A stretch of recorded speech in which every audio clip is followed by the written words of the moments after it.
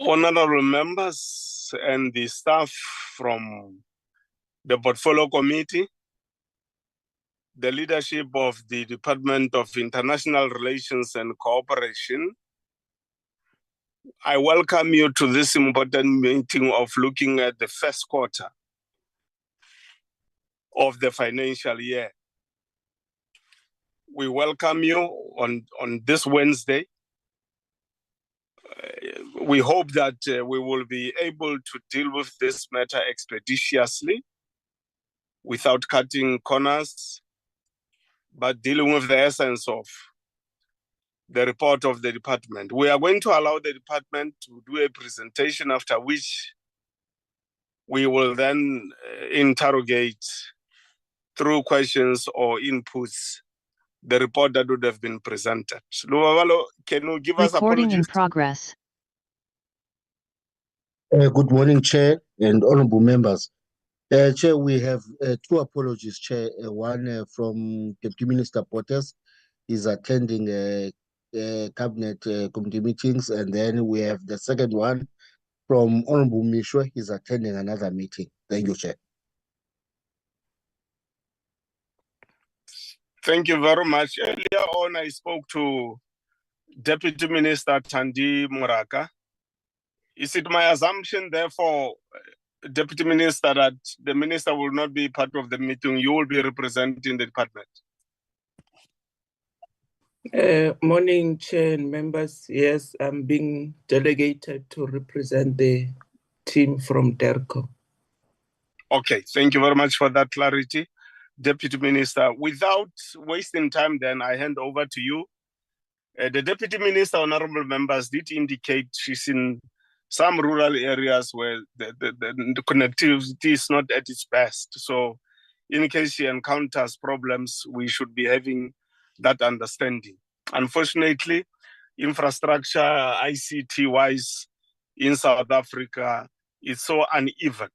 And we can't say we will not be going to those areas to do work because connectivity is not good. Over to you, Deputy Minister Moraka.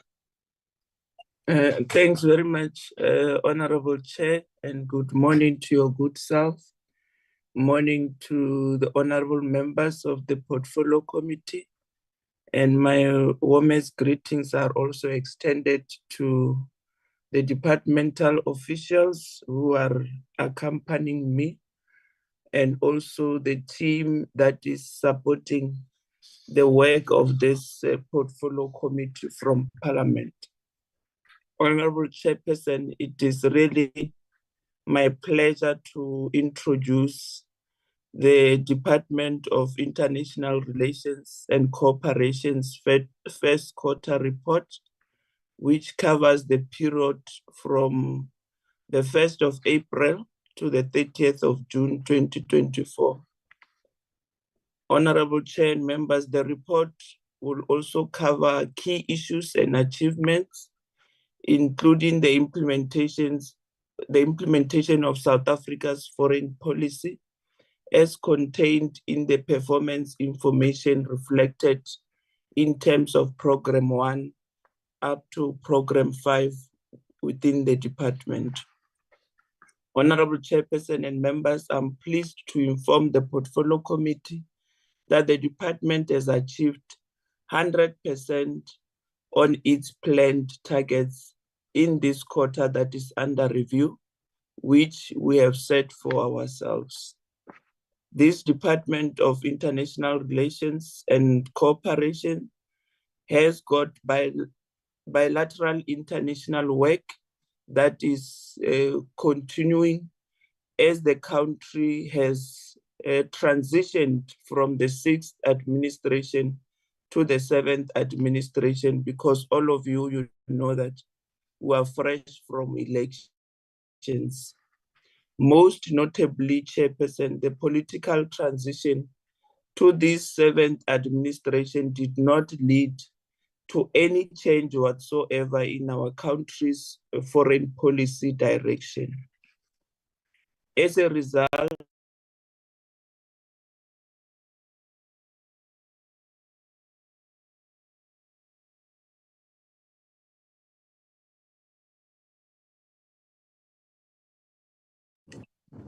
We seem to have lost the minister, or is it me this side?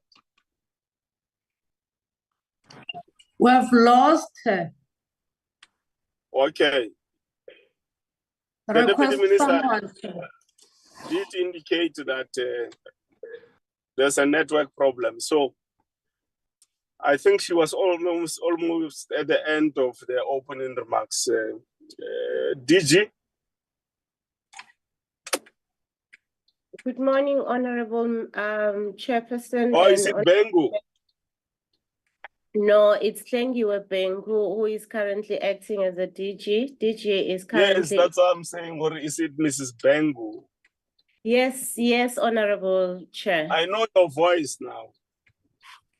Yes, I'm Maduli. familiar now with your voice. So you can proceed with the presentation. Yeah. The deputy minister will do the closing remarks. All right, thank you very much, Honorable Chair and honorable members. I will then hand over to the Acting Chief Operation Officer, Ms. Baloyi Mula, to take us through. Thank you.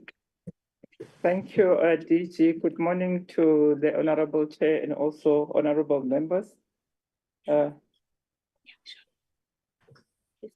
Thank you. We'll continue. The presentation will be flighted over as we move.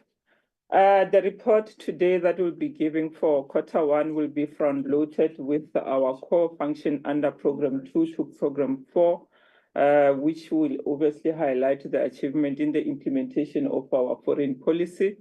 Just hold on, honorable members, before we continue. Just see what we can do. Are you unable to flight it? Yes, they need to allow us to share. Oh, okay.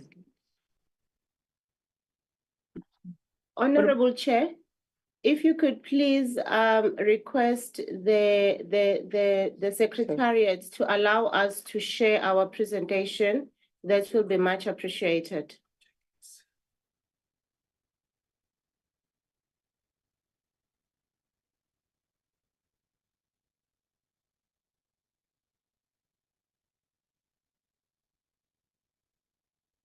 Yeah, if we can do that, Lubawalo.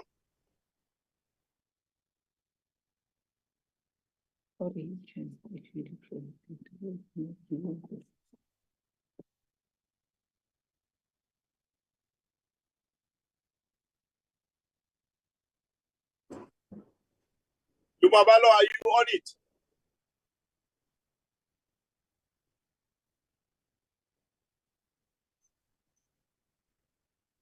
Lubabalo. Chairperson? Yes, I'm saying, are you helping the department to be able to fly the presentation? Yes, Chairperson, they are authorized, Chair. Okay, thank you very much. Noted, Chair. Mr. Sikuela, if you could allow Mr. Jacobs to be able to flight the presentation. Thank you. I have allowed all participants to share the presentations. Thank you. Thank you. Merci. Okay. Thank you, Chair. We will then proceed. As I was saying, the report today that we will be giving is for Q1, which is April to July. And we will then start our presentation, which we will then report on Program 2 to Program 4 as a front loader that will talk to our key achievements and also implementation of our foreign policy. And we will then move to our Program 1, which will reflect how we support the core function itself. As the Deputy Minister has already alluded, we have achieved 100% of the 23 targets that we have set ourselves for the Q1. The next slide just shows a graphic pictation of the targets in terms of Program 1 to Program 5 in terms of the overall achievements. I will then move to Program 2 of our international relations. This program contains 3 bilateral branches, which is Africa, Americas, and Europe, and then Asia and Middle East. and who will report as follows. We will start with the political reports, which includes the outcome of our SBM, which is the structural bilateral mechanism, our high-level visit aligned to the achievements of our NDP and also the MTSF that we are reporting within. The second one will then report on the quarterly progress in terms of our regional trade and investment, and also investment initiative undertaken in support of our government investment approach that we are aligned and talking and always work within in terms of implementation. Well, then the third, which is the last one, will talk to our regional report, which will talk to our tourism promotion events, to the events that promote South Africa as a preferred tourism destination. I will then start with the first one, bilateral desk, which is Branch Africa. This one, the structured bilateral mechanism and also high-level visit and our political engagement with the countries on the continent focus amongst others. I will take the presentation as read so that I do not go through each and every little detail in the presentation. The first is the political consultations which were held between the Algerian Secretary General of the Ministry of Foreign Affairs and the National Community Abroad, which is Mr. Leonas Magramani, and also our DG Zain Dango. The outcome of this visit included solidifying the strong relations between the two countries through enhanced political links and diplomatic cooperation, including discussions of regions, continental and also international issues of mutual interest. You will see also the SA embassy in Conakry, and also in terms of the economic community of West Africa, which is ECOWAS residence representative in Guinea, through Ambassador Louis Blake Akpo Bro, met to discuss South Africa's assistance to Guinea in the field of development, with focus on constitutional development, voters' education, and also government capacity building that we will offer amongst the two Guinea. And I will move to the political desk, which is Americas and Europe. This one also our obviously talking to our SBM and also our high-level visit and also the political engagement that we did.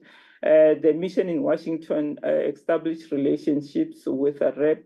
Clive and reaffirmed South Africa's support to Palestine. In addition, a meeting with the Republican staffers saw the exchange of relevant information and development concerning the Africa Growth and Opportunity Act and the President's Emergency Plan for AIDS and also Relief, which is PEPFAR, how we abbreviate it. And I will then move to the ambassador in Spain attended the African Civil Society and African Diaspora Conference under the theme Building Bridges Between Africa and also Spain. And in Hague, we had a bilateral meeting which was held between DG Dango and also the Dutch DG for Political Affairs, which is Mr. Marcel de Vink. Minister Pando by then delivered a lecture at Rio Branco Institute, the Diplomatic Academy of the Ministry of Foreign Affairs of Brazil, and the topic of this lecture was the Palestine question as an issue of human rights, self-determination, and also genocide. The last report under political under the branch Asia and Middle will be under the branch Asia and Middle East. Here we see Deputy President Mashadile paid a successful working visit to the UAE aimed at further exploring and strengthening cooperation in digital technology. This visit provided for sector discussions which resulted in the Department of Communications and Digital Technologies concluding an agreement with the relevant entity on the matter of the build, launch, and also operation of the satellite. And Minister Lamola, by then as the Minister of Correctional Services and Justice, represented President Ramaphosa at a conference titled Call for Action, Urgent Humanitarian Response for Gaza, attended by various heads of states. held by King Abdullah II of Jordan and President Abdel Fattah el-Sisi of Egypt, and the Secretary General of the UN, which is Antonio Guterres. And also the mission in Beijing held a consultation with the MOFA department in preparation for the upcoming FOCAC summit, which just took place in the current quarter. I will then move to the trade and investment, which I've spoken to in the beginning. And as per norm, start with the branch Africa. In this branch, during this quarter under report, the mission in Zambia engaged with the South African call holding and met with the Energy Ministry in pursuit of investment in the colliery project. 10 South African companies also participated in the field of hair and skin products at the Egypt B2 Africa exhibition. And in Sao Tome and Principe, the mission met with Hoops importer company. The discussion provided valuable insight into the local market and also possible future trade opportunities that the country can be able to engage in. I will then move to branch Americas and Europe in terms of trade and investment. In this quarter, some of the issues that I can highlight under the report, the mission in Berlin participated in the 17th Germany Africa Energy Forum in its effort to combat climate change and decarbonizations of the global economy. Germany identified Africa as a key partner to accelerate global climate change action. Investing in local value adding and job creation set the path to establish greener economies in Africa. And also the mission in France hosted a business engagement and also networking reception on SA-France cooperation for the cooperation of South African startup business. In Washington, also a meeting with Manchester Trade Limited initiated talks between U.S. Department of Agriculture and Animal and Plant Health Inspection Services regarding the exports of avocados from South Africa. And also there was also another meeting that took place between the mission and also Pepsi company, one of the biggest American investor in South Africa, focusing on the creation of Pepsi Colette initiative to create a food initiative ecosystem for South Africa. And in Ottawa, you will see that the High Commissioner there, in collaboration with one of South Africa, partnered with Black North Initiative to showcase South African wines by Black women within the South African wine industry. Then the last one within the trade and investment will be branch Asia and Middle East. Some of the issues that we can be able to highlight under this is the trade and investment opportunities, which included medical and also mining equipment standards issued by the Republic of Iraq. And South Africa and Jordan is currently negotiating a draft task to conclude a MOU on agricultural cooperations. And a meeting was held also with the New Zealand Ministry of Primary Industry to support relations with the Department of Rural Development by then, and also our DSI regarding the import and also export of primary goods and other cooperative projects that we can be able to undertake with the country of New Zealand. You will see also that in Kuwait, the embassy met with the Lulu Market Group and also confirmed the value of the group's imports from South Africa, that it has now reached 2.4 in 2023.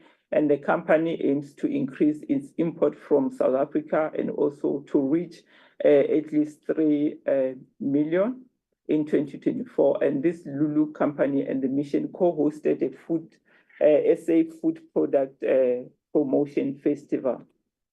I will then move to the last element, which is tourism, and I will start with Africa, branch Africa. Under this political and also under the element of tourism, you will see that we had a meeting with the BirdLife NGO in Sao Tome and Principe, which offered valuable insight into the opportunities and also information on our tourism and environment perspective from BirdLife International, which is in South Dome, and they were able to provide that information for us to be able to move forward. And in Uganda, the High Commission participated in the Pearl Tourism Expo, providing an opportunity for the mission to engage with CEO of Uganda Tourism Board and other key stakeholders in the tourism industry to promote South Africa as a preferred tourism destination. The SA Embassy in Zimbabwe liaised with public and students and other participants during the Africa Day celebration, facilitating a raffle, including prize giving through sponsored SAA flights to the country. And then I'll move to Americas and Europe, where the wine and tasting tourism promotional event was held in Germany to promote South Africa in areas of tourism and also wine promotion and trade and investment opportunities. And with participation at the African Adventure event in participation with Australian Ruffian Racing Adventure was held and served as a premier platform for engagement and collaboration with the Australian travel trade, including tour operators and travel media. In Italy and Ireland, meetings with South African tourism, local government authorities and business people were held, prospecting on business and leisure opportunities in South Africa. I will then move to the Asia and Middle East, where the mission in Damascus engaged SCAF travel and tourism to explore possibilities for partnership in promoting South Africa as a tourism destination of choice. And also the mission in Jeddah also engaged with the Sun International Group to explore interest in the hospitality sector, in particular to increase also the tourism numbers from Saudi to South Africa. The mission also in Philippines organized a tourism workshop focused on engaging local travel agencies in Philippines. The workshop aimed to assist Philippine travel agents in booking tours to South Africa. And then in Singapore, they engaged the Blue Sky Escape Travel Agency to collaborate on joint project to promote South Africa also as a tourism destination. We'll then move to program 2, which specifically talks to our regional integration. Here I will report on SADC. We will realize SADC remains a foreign policy priority for South Africa in our efforts to achieve regional development and also integration. The assessment report of South Africa's contribution towards peace and stability, the socio-economic development, and also the good governance and democracy, and the implementation of our RISDP, which is the Regional Indicative Strategy Development Plan, will also reflect some of the activities as mentioned in the 4 areas. South Africa participated in this quarter. South Africa participated in the SADC Observer Mission to the Parliamentary Legislative Election in Republic of Madagascar as part of the promotions of good governance that I've already mentioned. And we also providing the status of we also participated where we provided the status of the costed RSDP for 2020, as you're aware, honorable members, to 2030, and the implementation, which included the development of the 96 concept papers. And this also include engaging the mobilization of funds through the international cooperation partners, which is the ICPS. And in terms of the regional economic integration to realize the SADC vision for 2050, aligned with the African Union, which is under the Agenda 2063, SADC endorsed the revised RISDP, which I've spoken to, which serves as a strategic comprehensive development and also implementation framework towards the realization of the integration agenda and objective enshrined under the SADC Treaty and also SADC protocols. Under political and also security cooperation, these are some of the activities that we undertook.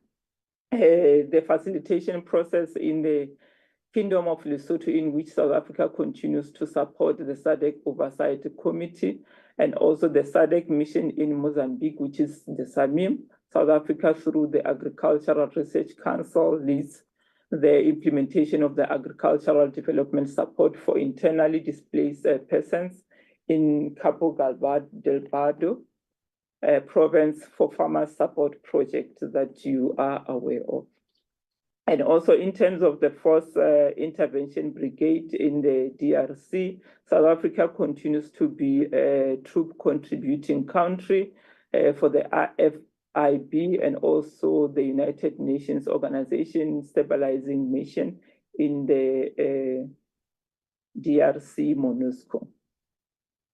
I will then move to the sub-program which talks to our systems and global governance.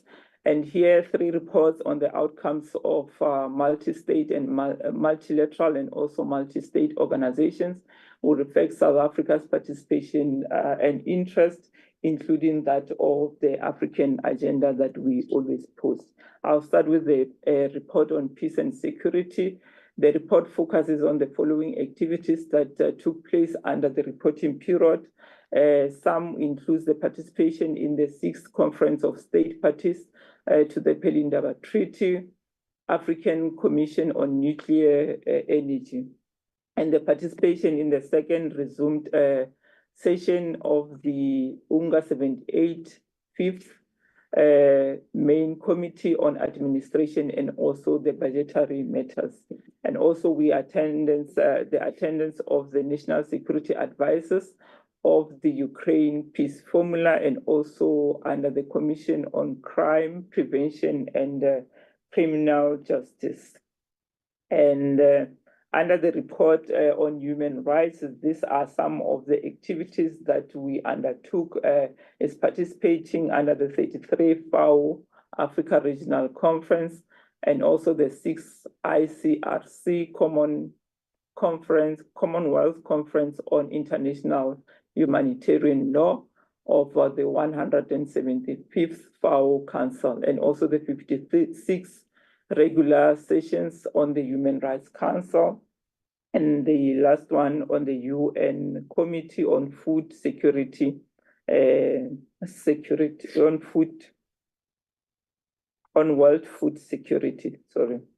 The last one under systems of global governance is the economic and social development. Some of the activities that we undertook there include the participation under the 33rd FAO Africa Conference, the 60th sessions of the subsidiary body on the implementations and also the subsidiary body on scientific and technological advice and preparatory meetings of the UNFCCC June sessions meetings, and also the SHS personship of the Foreign Policy and Global Health Initiative, which includes, amongst others, some of the activities that we undertook. And under the continental cooperations, the assessment report that will talk to South Africa's participation and also the outcome of AU structures and processes, partnership and implementation of the Agenda 2063. The report focused on the following engagement, which is the report on South Africa's international reporting obligations was also submitted, and also on the commitment and efforts towards the peace and stability on the continent. We also, in terms of the number of positions identified on influential multilateral bodies where South Africa is represented, the 60 positions were maintained as per identified. And under South and South cooperation, you will see some of the activities that we attended, and also in terms of the outcomes, and also reflecting on the engagement that South Africa participated in, includes the meeting of the BRICS Deputy Foreign Minister and Special Envoy on the Middle East and North Africa, on the situation in the Middle East and also North Africa region, and the BRICS, also the BRICS Sherpa and Sous-Sherpa meeting on the party country model, which was also held in Moscow, on the initiation of discussions regarding the new members and also candidates. We also had the 26th meeting of the IORA committee with the senior officials, which was held virtually. The last one that I'm reporting on is the African Union Blue Economy Strategy meeting with various departments and partner departments to discuss facilitation and also the fast tracking of identified projects that we already have. And in terms of the North-South cooperation here, we will be reporting on the implementation of the approved plan of action for the hosting of the 2025 G20 summit that the honorable members are aware of. And one of the report in terms of the implementation of this, the meeting on various multilateral issues of mutual concern between DM Borders and Ambassador Kramer on the margins of the moderated dialogue on multilateralism in an increasing contested global order was held. And also the key to the discussions was South Africa's G20 presidency and possible priorities such as the UN Sustainable Development Goals and also our AU Agenda 2063. The Sherpa and the Sous-Sherpa also briefed the G20 INC on the preparations of South Africa's presidency towards G20 next year, 2025, in April 2025. I will then move to program 4, which contains public diplomacy and protocol. On public diplomacy, all 3 targets were met, including the hosting of the 3 public participation program and also the publications of the public opinion pieces. And then I'll move to state protocol and consular services. In terms of this, all the 3 targets that were aimed at were achieved. Also, you will see that 8 of the protocol services rendered during the visit includes the 3 incoming and 5 outgoing. And in terms of consular services, we managed to render 224 consular services broken as per on the presentation, and we legalized 12,774 documents during this quarter. And in terms of administration, you will realize, honorable members, that all 6 targets were met, including the implementation of the audit action plan that was presented, and also the digital strategy, which reflects the achievements against the implementation of the WEN network system that we talked to. Then I will move to program 5. In terms of program 5, a report in terms of the payment of South Africa's contribution to international organization was submitted, where we paid 532,820 and 652. I will then move to the financial report on behalf of the acting DG. In terms of the financial report, you will see that we have spent 32% in terms of our expenditure for this term, and it's broken as per such. The total expenditure for Q1 amounts to 2.131 billion compared to the cash drawings of 2.166, representing a variance of 2% lower than what has been projected. And the analysis per program is explained as follows. Program 1 spent 367.6 million of the projected expenditure of 447 million, representing a variance of 18%. The low spending is attributed to the OR Tambo unitary fee payment that was not paid as Logisa was offline at that particular period, and also the refurbishment, construction, and maintenance of project.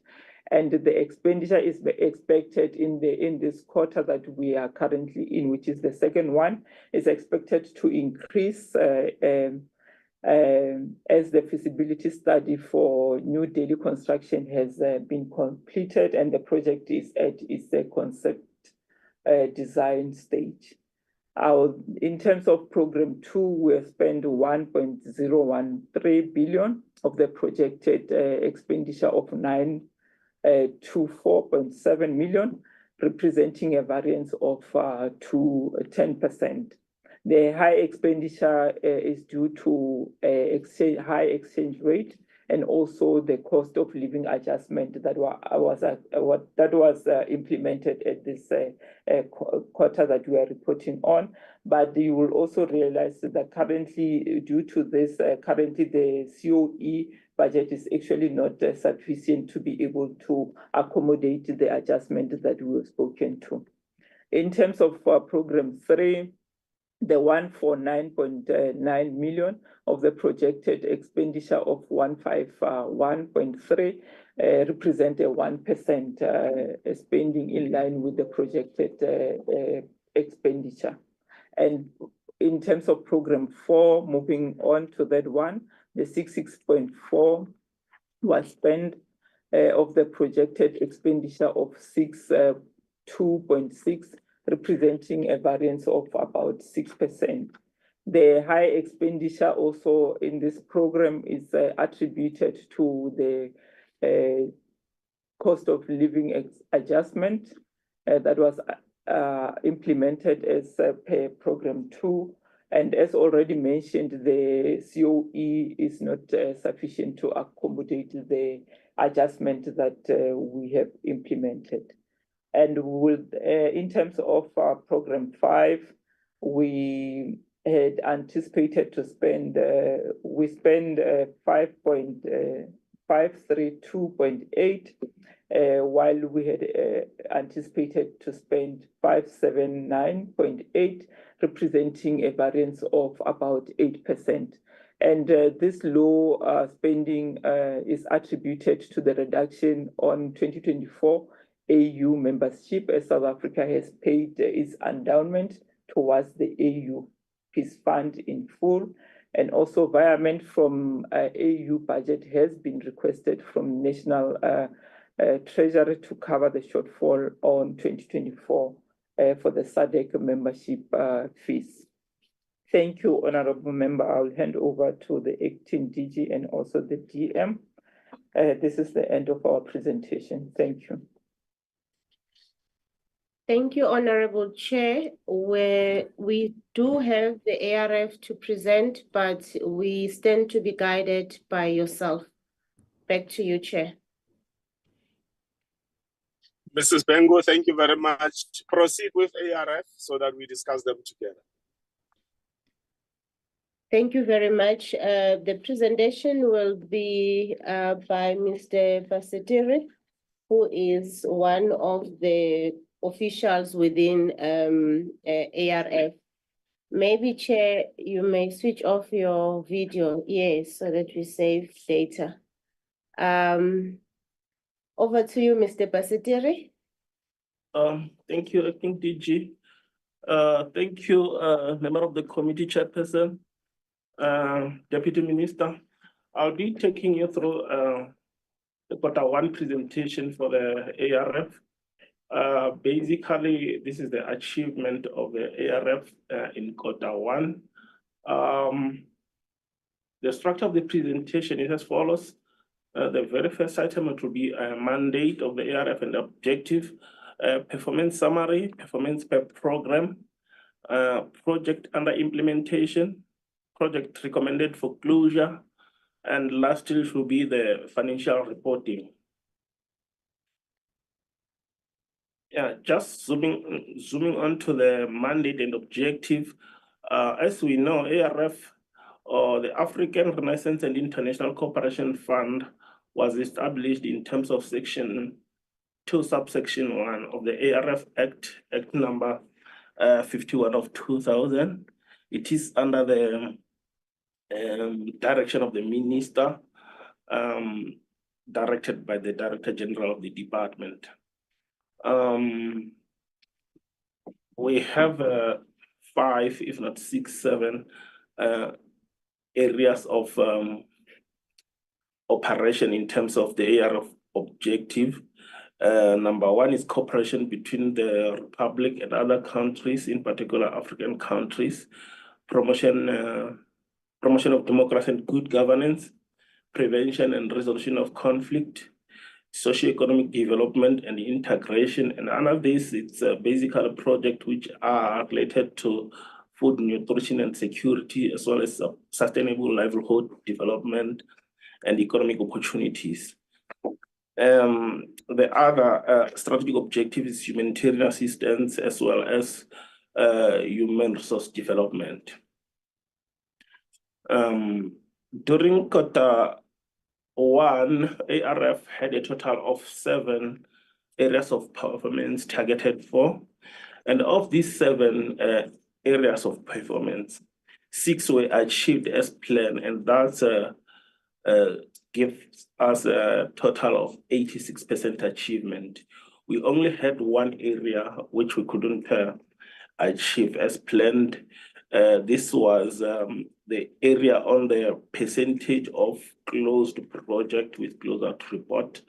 The reason of non-achievement for this particular target was due to the fact that we couldn't have projects which were closed during the quarter under review. However, we are looking forward to have projects closed in the upcoming quarters to ensure that this particular target is achieved. With regards to the annual target in terms of the progress, where we are at 41%, and we are anticipating that come end of financial year, we will be able to level the ground and achieve all our target as planned. The next slide is it's about the chart, which is talking to what I've just elaborated on the previous slide. We can move on. Then moving on to the performance per program, we have 1 target on SADC election observer mission, of which we targeted 1 to support 1 election in Madagascar, of which DERCO official participated as invited by the SADC to observe the election, and we managed to do that and achieve as planned. Under program 7,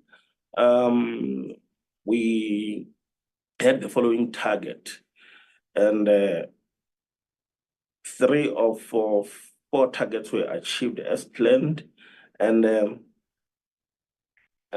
we have number 1 request for funds which have been presented to the committee. We only had 1 which was presented and evaluated by the committee and then approved. Then the next target, it was quarterly report progress, which we had produced as planned, and the following target was on the project monitored, and we managed to have all our project monitored in terms of the concurrence received, just to ensure that all our projects are implemented within the budget allocated for each project, and that has been confirmed through our monitoring of all these projects. Lastly, under this program was the close out project, of which I have alluded to earlier on.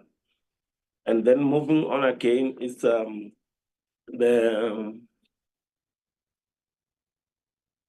project which are under implementation, which we have on quarterly project progress report, then we managed to have that one achieved as well. And then there was one project site visit which we have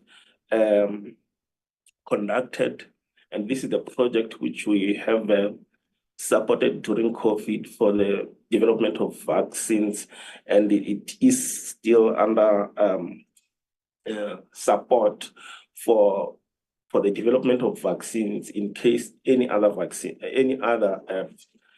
issues which will require vaccines will come up, and then we'll be always ready to ensure that people of the whole continent, as well as South African people, are supplied with vaccines if any issues if any issues of pandemic comes up.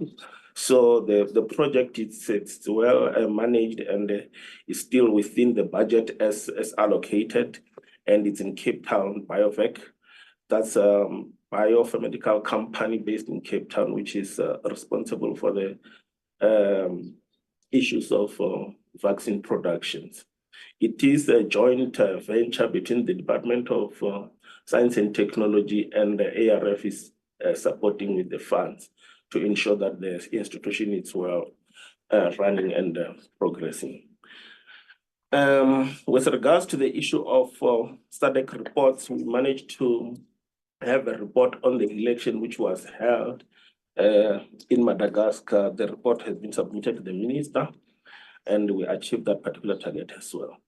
Moving on to the new project under implementation, we have a department within the Department of DERCO, Department of Diplomatic Training, Research and Development, wherein they presented their request of 1.9 million to have 3 programs.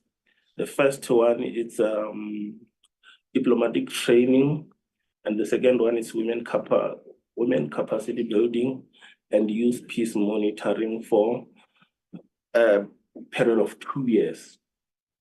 So the program will be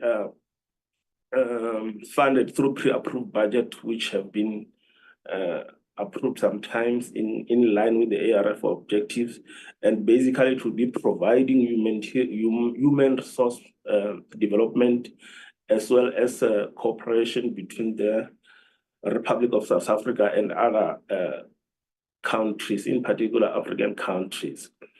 We also have project in Palestine, where we are trying to assist the situation there in Gaza.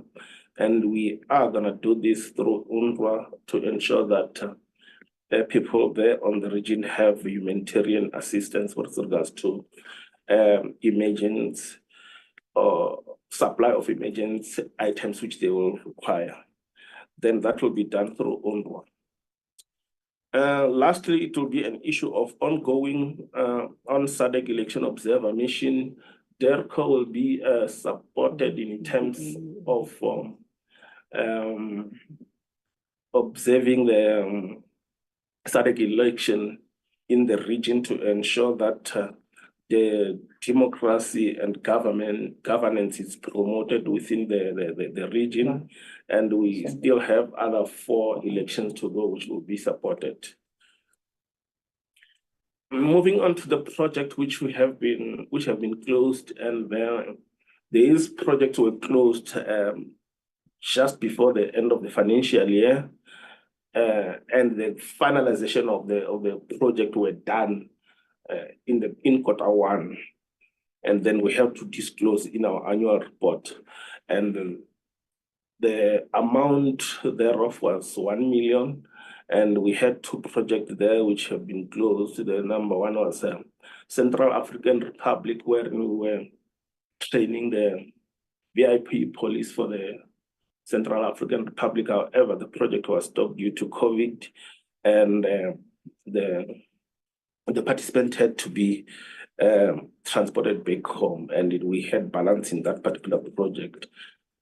Then we have decided to close the project in consultation with the desk, together with the mission in CAR, So they indicated that it's no longer of a need to them, given the time which have been spent along not doing anything on the project.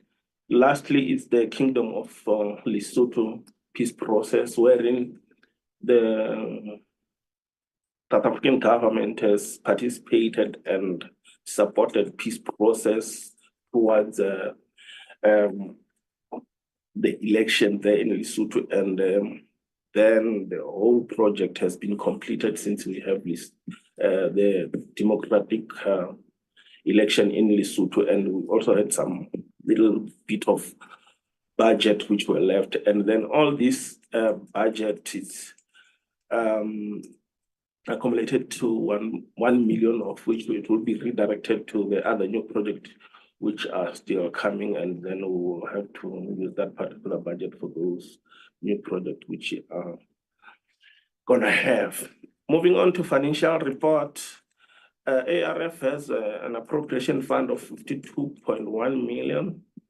The investment income was 17.7 million. And then we had no disbursement under the period which we are reporting on. We have surplus of 69.8 million due to the fact that we didn't disburse anything. We didn't have, it was not necessarily lost there. Accumulated surplus which we had was 5.7 million. Cash and cash equivalent, we had 8.5 million. And we had a receivable loan to Cuba of 68.8 million. The Cuba is being faithful there by making sure that they are paying all their loan as stipulated in the contract. The total liabilities of ARF was at 3.7 million. We are continuing to have a project which are supporting peace process in South Sudan and DRC currently, which are underway. And in South Sudan, it's basically to maintain and increase state of peace and stability in the country. To facilitate, we have a facilitation team that is made up of delegation from IEC, SAPS, and Defense. In DRC, DRC and Great Lakes, we also support the peace, security, and stability and development in the country around in the region. Then there are special envoys as well there, which are on the ground, which are facilitating the issues of peace. They have several meetings with various stakeholders, various countries on the region to try and have peace on the region. Chairperson, this brings us to the end of my presentation. Thank you. Honorable Chair, thank you very much. That was the presentation for the ARF. With me, I do have the DDG's Ambassador Lali and Ambassador Olisu Mapongo. We are ready for the engagement. Thank you. Thank you very much, Mrs. Bengu, and for your presentations. We welcome the ambassadors that have joined us today. You're welcome, ambassadors. Honorable members, we can now take questions and comments.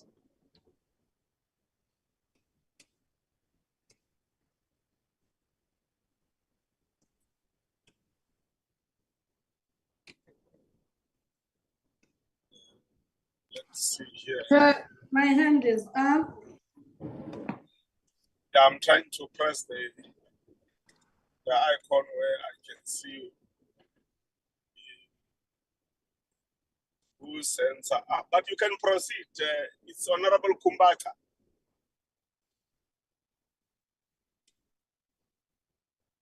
Honorable Sokanyile. Oh, sorry. Proceed, Honorable Sokanyile. I'm sorry. Thank you very much, Chairperson. Let me greet you. Let me greet the members of the Portfolio Committee. Let me greet the Deputy Minister leading the team of DECO and all the officials from the Portfolio Committee, together with the ambassadors that have joined this Portfolio Committee. Let me start by thanking the department about the report that they've submitted to us as the Portfolio Committee. The report that is telling us what the department is doing and how it has spent the monies in the first quarter.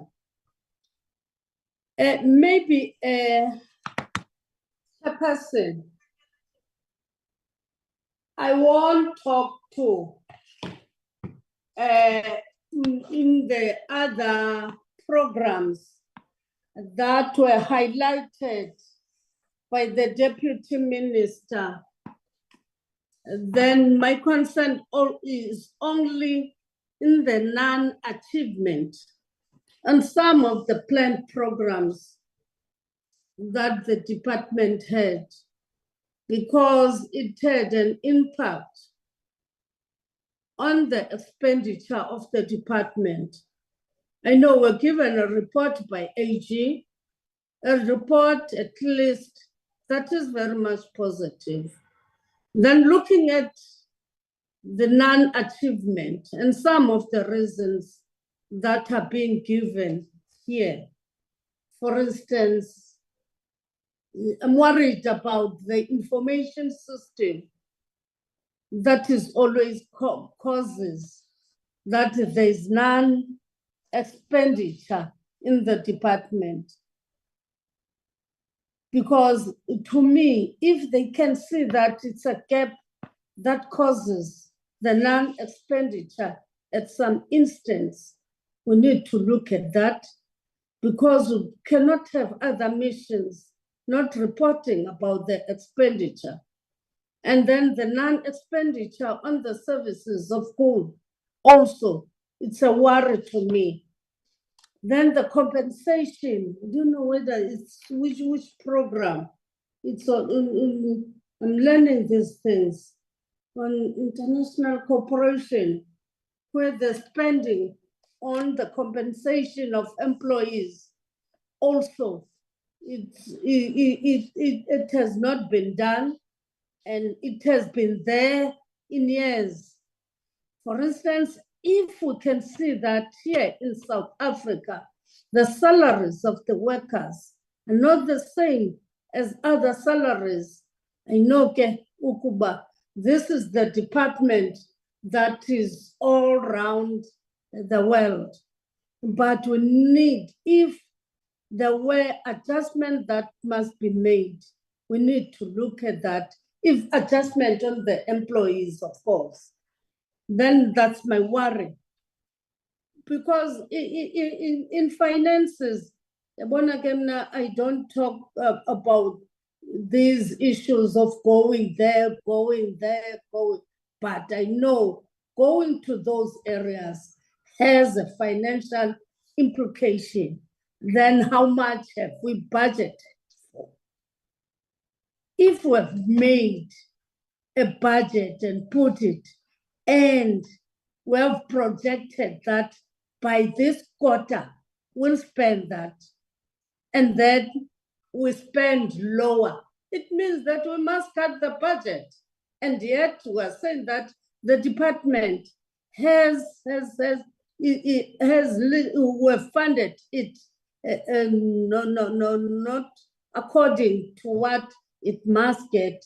But if that little that was given to a particular program, we're not spending it, it will cause us, the National Treasury, or even ourselves as the Portfolio Committee, when we're engaging National Treasury, to have goosebumps or to fear to say that you are not giving the department, and yet we projected for particular programs and we don't achieve those particular programs.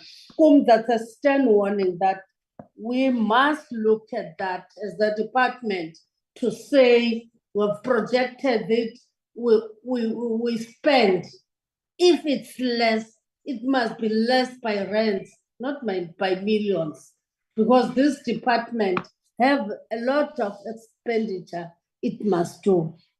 Then the expenditure on the refurbishment and maintenance on properties that are overseas, because we shouldn't have ambassadors who will say our properties are not proper, or those who are renting out, as we're given reports, are not being maintained and refurbished.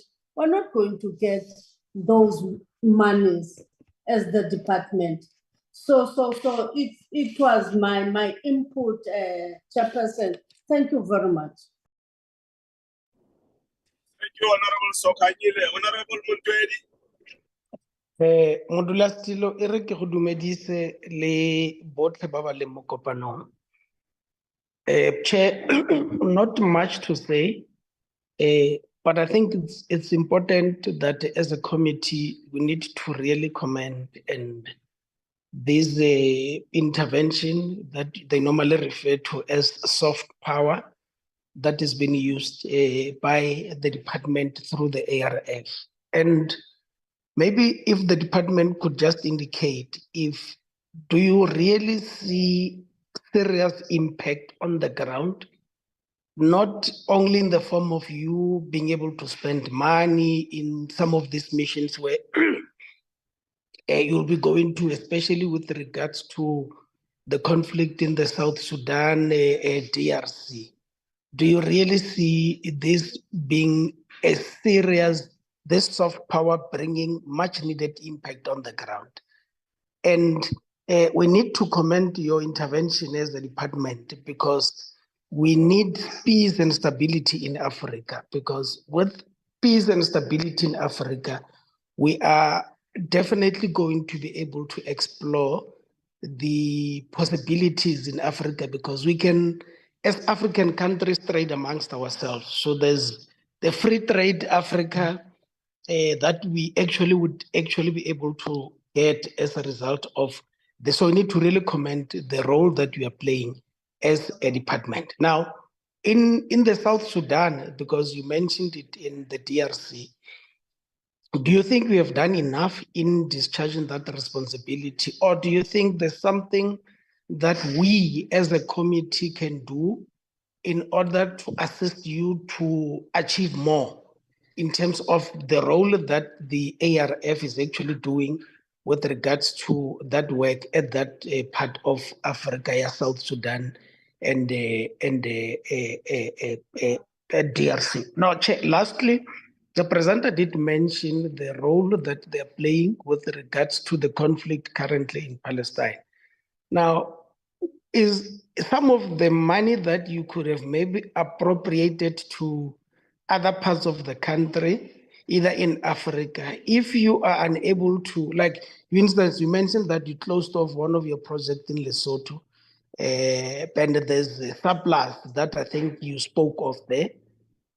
Is it that difficult for you to then redirect some of these resources that has been allocated to the soft power wing of the department through the ARF to go and try to do more in terms of assisting the people of Palestine who today continue to be cleansed by these racist Israel people? Thank you very much. Honorable Muntwedi, Honorable Kumbasa. Thank you very much, Chair, and good morning to you and the Deputy Minister and the officials from DIRCO and honorable members and everyone on the platform. Chair, mine is also quite short. Firstly, it's to welcome the presentations which were outlined, and also commend the department on its commitment to its core business. I see it's very dedicated to its core business. But I just had a few issues, I think just two issues. Firstly, in terms of Program 1 and the budget when it comes to the administration, I don't know.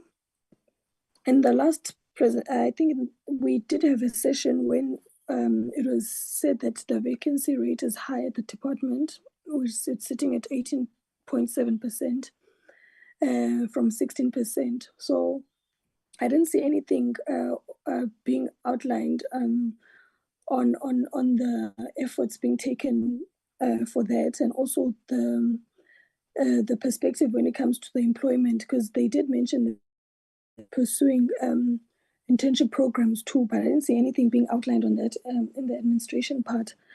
And then secondly, wanted to check they in terms of the financial reporting in the ARF, they did outline that there are interventions being taken in DRC and South Sudan, but I was not satisfied with the outline. There was like no monetary outline on the financial reporting on the efforts being taken in those two countries, or interventions rather. And then also in terms of the trade and investment engagements, I see there's a lot being done. Like there was a lot of engagements that's in terms of the trade and investment, but I don't know if the department monitors the progress on those engagements in terms of ensuring that they bear fruits which will benefit the country in essence. And then yeah, I think that's that from my side, Chair, actually. Thank you very much. Thanks, Honorable Kumbasa. From my side, Mrs. Bengu, if you can just indicate at what stage are you going to reintroduce the bill amending the ARF? Yeah, that's all. Over to Mrs. Bengu and your team.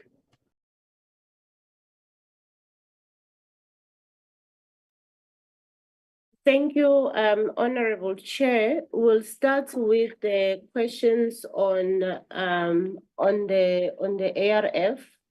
Mr. Basitire will lead, and then I will request Ambassador Siokolo to also come in on those questions for ARF, just to address the impact on the ground around the South Sudan and the DRC question, and also we'll then look at the issues of DECO after the two colleagues have dealt with the ARF. Over to you, Mr. Basitire. Immediately, Ambassador Siokolo, you will come in. Thank you. Thank you, DG. With regard to, I'll start with the last part of the issue of financial monitoring, just to highlight issues of finance. We have the project for the South Sudan Special Envoy allocated 9.7 million, of which various engagement with various stakeholders have been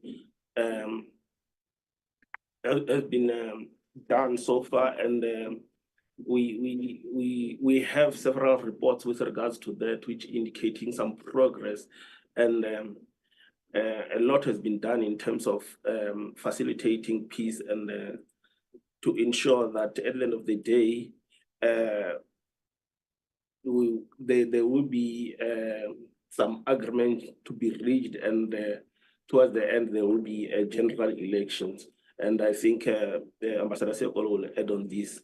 The special envoy to the Great Lakes and DRC, we have allocated a budget of 3.4 million to facilitate peace on the region, and there has been some engagement as well, as I've indicated previously, that various stakeholders which are involved in the conflict, or where there are no understanding.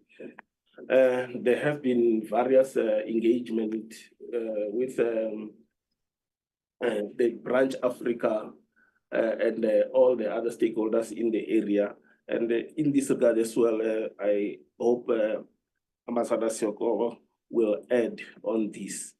Regarding issue of the impact of on the ground of ARF project, we have been tasked by the portfolio committee to have a report on the impact assessment of the ARF project with regards to the issues of what is it that we are doing. Are we able to achieve the objective? Are we using this tool to have this soft power as the speaker has indicated? I think the report is about to be submitted to us, and then as soon as the report is finalized on the impact of ARF project, then the report will be tabled to the portfolio committee so that the committee has a picture and understanding of how these projects are helping in terms of supporting the South African foreign policy and how this instrument is being used as a soft power in relation to South African policy. Yeah, issues of redirecting fund, which have been the balance or surplus from the project which have been closed. This needs to have it will be an issue of internal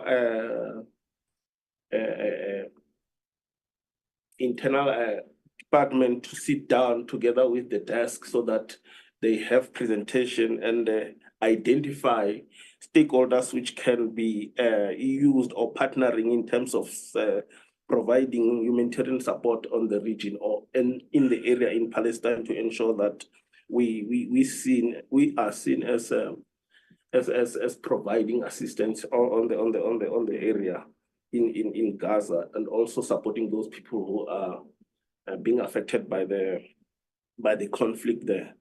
I think with that, with that,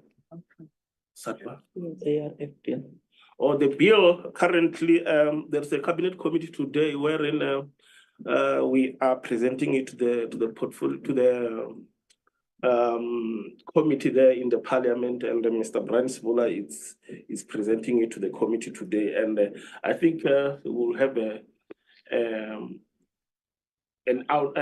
feedback of what to do from there after the presentation to the committee today. Thank you. Thank you. Ambassador Siokolo, please come in as well. Thank you, Honorable Chairperson of the Committee, Deputy Minister, and honorable members, and my colleagues at DECO. On South Sudan, South Africa is involved at two levels. At the level of the African Union, our Minister of International Relations, Minister Lamola, chairs the AU high-level ad hoc committee on South Sudan. And other members of the committee include foreign ministers of Nigeria, Rwanda, Algeria, and Chad. The purpose of that AU committee is to support the implementation of a peace agreement, which means ensuring that the AU remains seized with the situation in South Sudan. Through that, the AU, through this committee, interacts with various stakeholders to implement the peace agreement according to the agreed timelines. In this regard, our minister will be visiting South Sudan with other colleagues, foreign ministers, to go in November to go and assess the situation.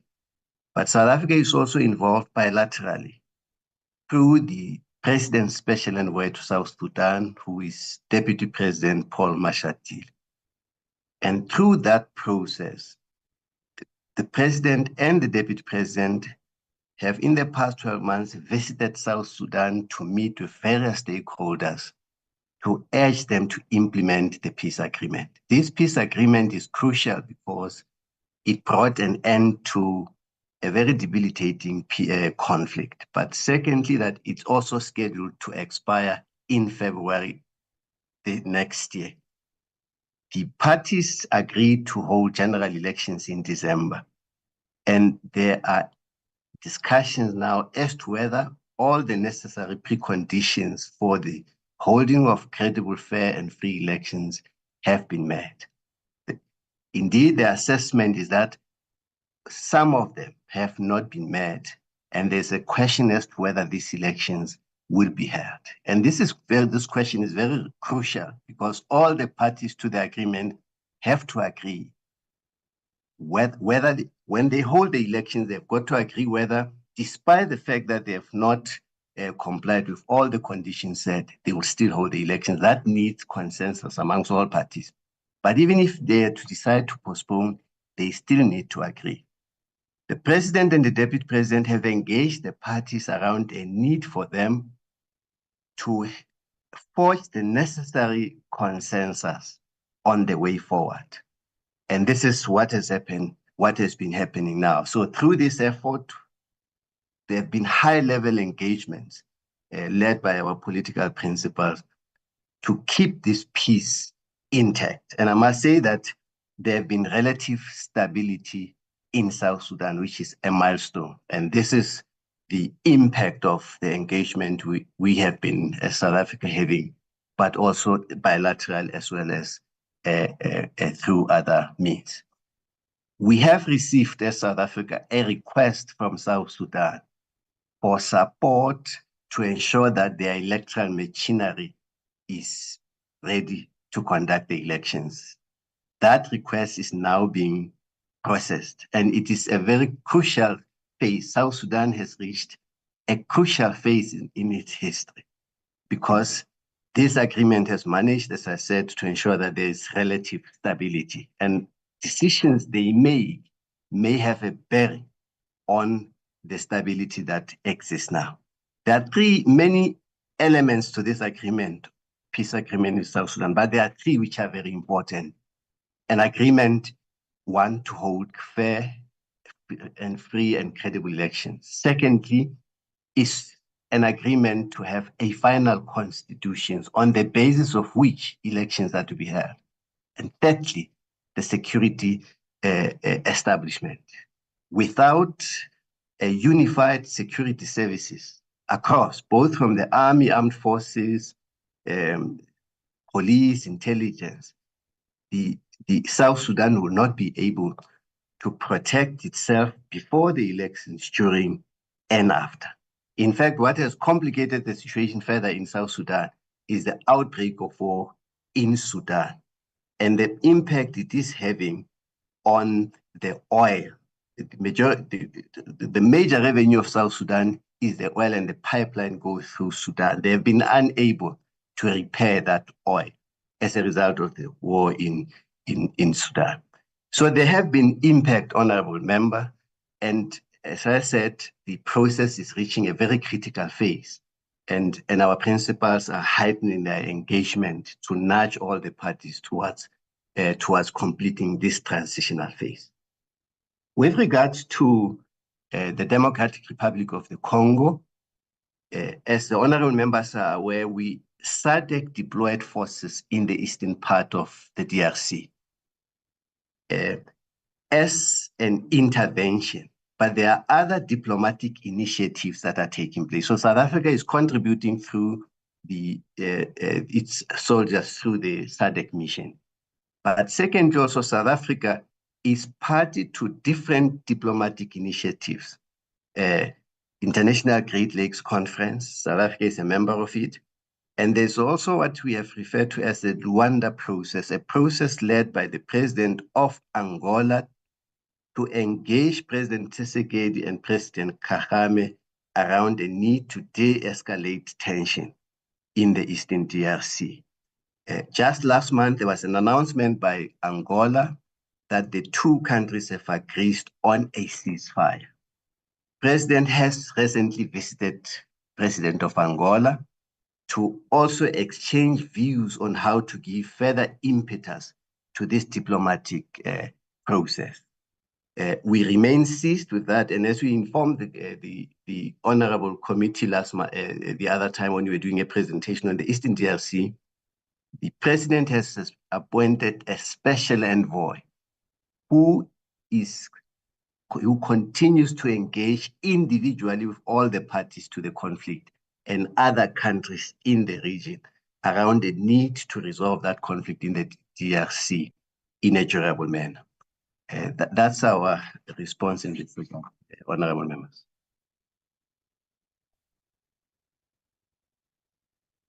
Thank you, Honorable Chair, and thank you to the colleagues. The other parts that we'll cover is mainly the questions around DECO. Let me first note and appreciate the comments and the recommendations by Honorable Member Sokanyisa and Honorable Chair, where she noted the issues of non-achievement as a result of the expenditure that is not recorded, as well as the adjustment of salaries, the impact that it has on our COE in terms of not being adjusted in line with the adjustment that was pronounced DPSA. Also, the slow spending on the renovation of properties, which we indicated, or we also committed that based on our plans, by Q3, this expenditure will start to increase. And we also commit, Honorable Chair, to improve in these areas with the support of National Treasury, especially on the systems that are being provided by National Treasury, because the non-recording of the expenditure was as a result of the Logis system, which is a system from National Treasury that was not working for a period of a month, but which is already now sorted out. And then on the issue of that was raised by the Honorable Member Kumbatka on the intention programs, why is the department not reporting anything in Q1? It's because that the programs have been planned to be starting now in Q2, where if you recall, Honorable Chair, we indicated that the internship program is going to start now in September. We have already enrolled 68 learners that will come in September, and then for the cadets, we are looking at about 25 cadets. The approval to advertise those one has been received. PESITA has agreed to assist us financially, but over and above that, we have added 14 learners in the area of diplomacy in the department. So all in all, we have about 39 learners that will be coming in on the diplomacy area of the department, which then the program normally runs for 2 years. And after 2 years, then we absorb those learners into our system. Thank you, Chair. I think those were the main questions that we've noted.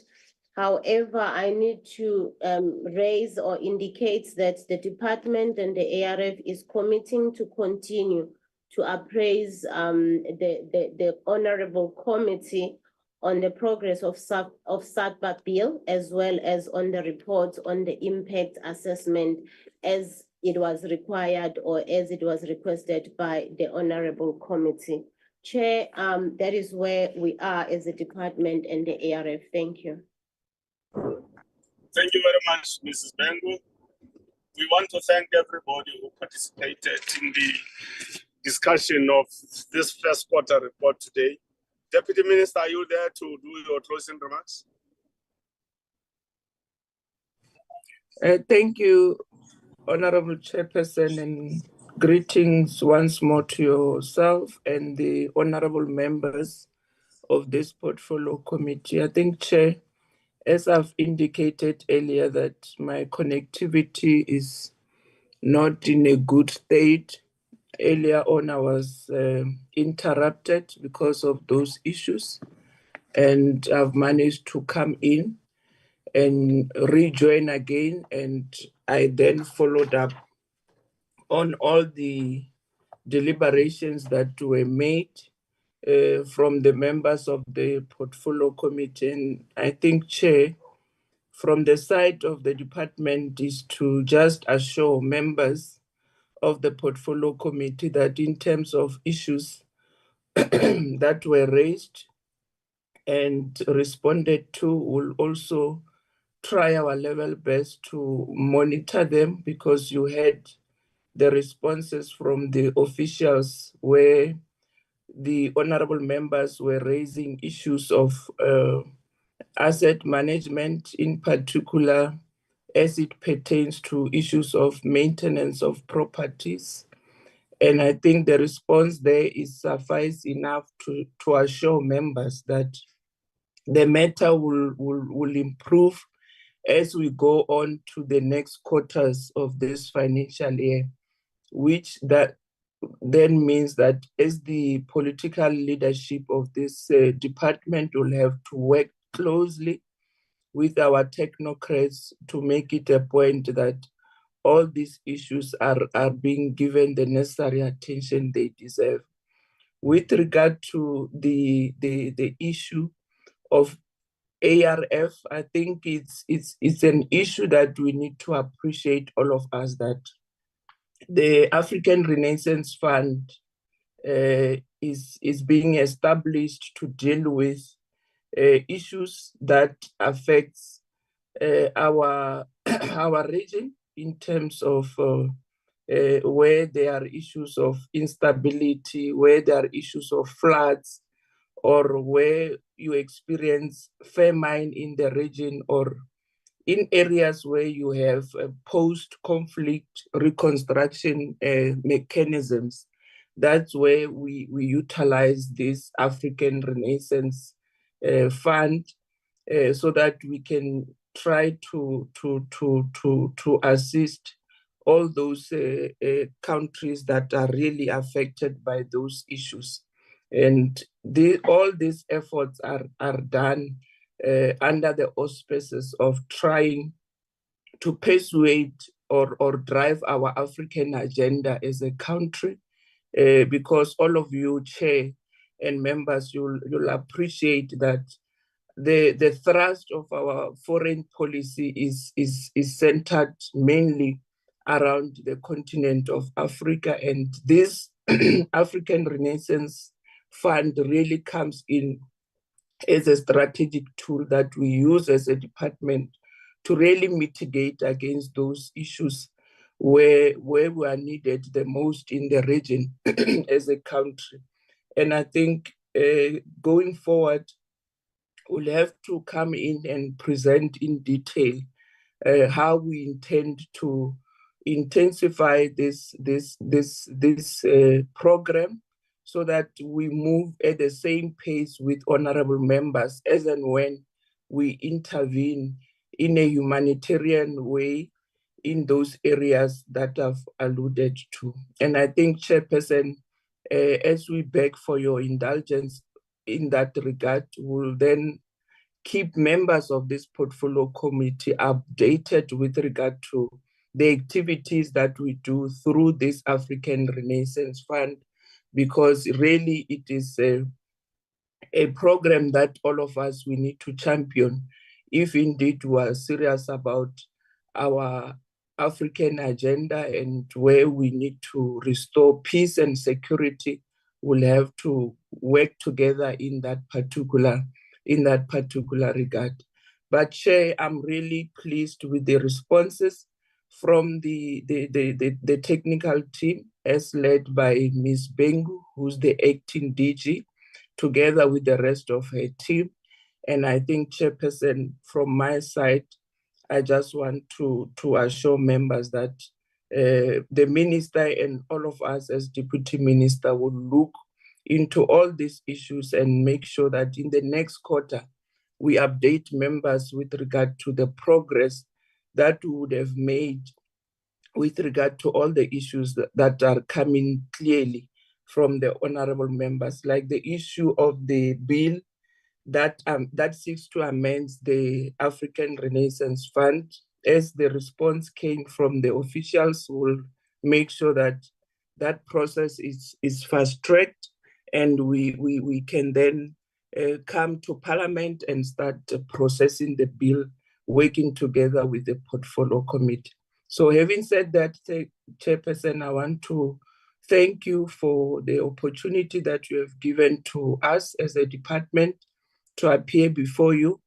And I want to assure you that when it comes to issues of holding us accountable, we will do our level best to do that without fail, because we all understand that it is your constitutional mandate and your obligation to hold us as the executive accountable for the interest of the people of South Africa and for the interest of the continent of Africa and the rest of the world. So thank you very much, Chair, for having interacted with us with regard to the first quarter report and also the report on the ARF issues. Thanks very much. Over to you, Chair. Deputy Minister and your team, Mrs. Bengun, Tatesoku, everybody else who dealt with this report here today. And thank you very much, honorable members, for attending and participating in the discussions of this first quarter report for the department. The meeting is now closed. Enjoy your sitting this afternoon at 3:15 hours. Thank you very much.